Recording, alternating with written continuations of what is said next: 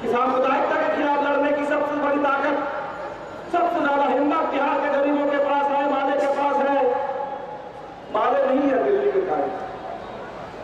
किसको नहीं मालूम कि बिहार के अंदर जो भी हमारे मतभेद है, ढेर सारे मतभेद है राष्ट्रीय जनता दल से, लेकिन ये सच है कि भारतीय जनता पार्टी से कम कभी नहीं हाथ मिलाने वाली पार्टी है तो राष्ट्रीय जनता दल। उस राष्ट्रीय जनता दल को वहां मौका नहीं है दिल्ली के कार्यक्रम में।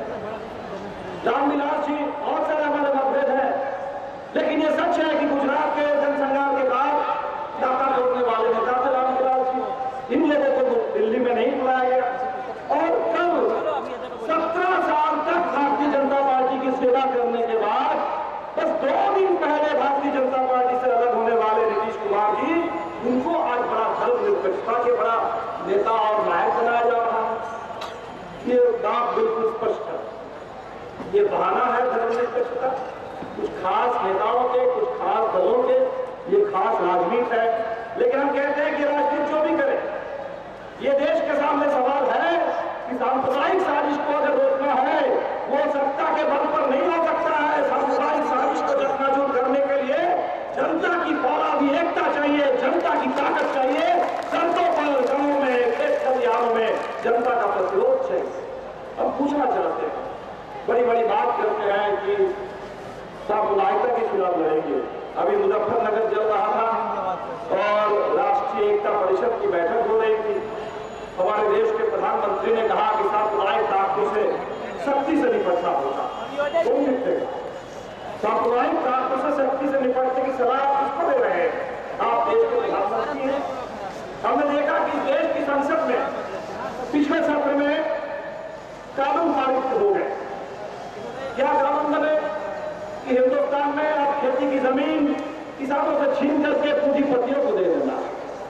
पूंजीपति धड़ल्ले से किसानों से जमीन खरीद सके, ले सके, पानी के मोल, इसके लिए कानून बना दिया। कानून बना दिया गया कि हिंदुस्तान के मजदूरों की गाड़ी कमाई के पैसे, बचत के पैसे, वो पेंशन फंड के पैसे, इसको विदेशी पूंजी के हवाले कर दिया जाएगा। इसके लिए कानून बना दिया गया। ये कानून कांग्रेस और भारतीय जनता पार्टी के मिली भगत से बन रहे हैं और इस कानून के लिए भारतीय जनता पार्टी का समर्थन चाहिए। और इसके लिए जो गुजरात के बाद यूके में कहा था कि सांप्रदायिक हिंसा को रोकने के लिए कानून बनाया जाएगा, वो सांप्रदायिक हिंसा रोकने वाला बिल उसको कूड़ेदान में फेंक दिया गया, कीड़े दस्ते में रख दिया गया, क्योंकि भारतीय जनता पार्टी का समर्थन चाहिए भूमि अधिग्रहण के लिए, भारतीय जनता पार्टी का समर्थन चाहिए खुदरा व्यापार में विदेशी पूंजी को बुलाने के लिए, भारतीय जनता पार्टी का समर्थन चाहिए कि देश के पूरे पेंशन फंड के पैसे को विदेशी पूंजी के हवाले करने के लिए। इस देश के कानून में संसद में बैठे हुए लोग, सत्ता पर बैठे हुए लोग, अगर इनके पास सांप्रदायिक ताकतों से लड़ने की हिम्मत नहीं थी, अगर इच्छा शक्ति होती तो आज चलो पटना के गांधी मैदान में आकर के हुड़दंग कर रहे हैं, ये सारे के सारे लोग जेल के अंदर होते और जो लोग 2014 में चुनाव जीतते और प्रधानमंत्री बनने का ख्वाब देख रहे हैं, इनकी जगह जेल के अंदर होती। लेकिन कानून के पास, सत्ता के पास, हमारे देश के शासक दल के पास ये हिम्मत नहीं है, इच्छा शक्ति नहीं है। वो तो चाहते हैं कि देश में सांप्रदायिक उन्माद का माहौल रहे, देश में गरीबों की एकता को सांप्रदायिक आधार पर तोड़ दिया जाए, किसानों, मजदूरों, छात्रों, नौजवानों को बांट दिया जाए और लोग अगर बटे होंगे तो बस लोगों की जो संपत्ति है, लोगों के जो अधिकार है, देश के जो संसाधन है, उसको देश के कारपोरेट घरानों के लिए और अमेरिका के आकाओं के लिए चुरा करके रख दिया जाए और पूरे देश के लोगों को अंधेरे में डाल दिया जाए। और इसीलिए साथियों, बेहद जरूरी है आज के दौर में सांप्रदायिकता के खिलाफ एक मजबूत आवाज बुलंद करने, सांप्रदायिक ताकतों को शिकस्त देने। हमारे साथियों ने कहा है कि सांप्रदायिकता के खिलाफ लड़ना होगा, तो आज इस देश में हमारे बेकसूर मुस्लिम नौजवान भाइयों को जिस तरह से उनको प्रताड़ित किया जा रहा है, जिस तरह से उनको जेलों में डाला जा रहा है। अभी धमाका हुआ, धमाका होते ही कह दिया कुछ लोगों ने कि इसके पीछे इंडियन उड़ाई। 2 नौजवान का नाम आ गया, 4 नौजवान का नाम आ गया। कुछ लोगों को आप जेल में डाल देंगे, कुछ लोगों को जेल में डाल देंगे और 2 दिन बाद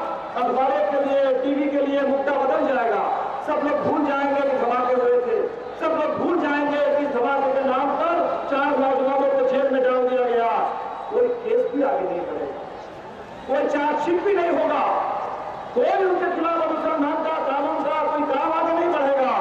और इसी तरह से हमने देखा हमारे दरभंगा के नौजवान भाई कदीर सिद्दीकी पुणे के जेल में बंद करके रख दिया गया, चार्जशीट भी नहीं आया, उनको जेल से छोड़ा भी नहीं गया और जेल के अंदर उनकी हत्या कर दी गई। हमने देखा उत्तर प्रदेश के अंदर मौलाना खालिद मुजाहिद उनकी हत्या कर दी गई पुलिस की हिरासत में। तो इस तरह से जो देश के नौजवानों को, निर्दोष लोगों को, अगर आपके पास सबूत है, आपके पास कानून है, न्याय की प्रक्रिया है, केस चला सकते तो केस चलाइए, लेकिन अगर आपके पास कुछ नहीं है तो इन तमाम लोगों को, बेकसूर लोगों को बरी कीजिए और ये जो नौजवानों को बर्बाद करने की साजिश हो रही है।